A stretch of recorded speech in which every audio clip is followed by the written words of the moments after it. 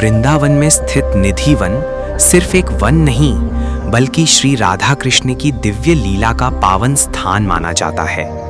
मान्यता है कि आज भी हर रात्रि श्री कृष्ण यहाँ रास रचाते हैं, लेकिन यह लीला सूक्ष्म रूप में होती है, जिसे सामान्य आंखें नहीं देख सकती। रात होते ही निधिवन के द्वार बंद कर दिए जाते हैं।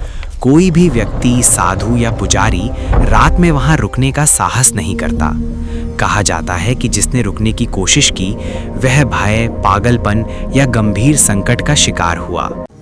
यहाँ की हर तुलसी रात में गोपी बन जाती है और सुबह फिर पौधा बन जाती है। ऐसी गहरी श्रद्धा है भक्तों की। सुबह मंदिर में राधा कृष्ण के चरणों के चिन्ह, बिखरे फूल और सजे हुए पलंग इस बात का संकेत माने जाते हैं कि लीला सच में घटित हुई। निधिवन का रहस्य यही है।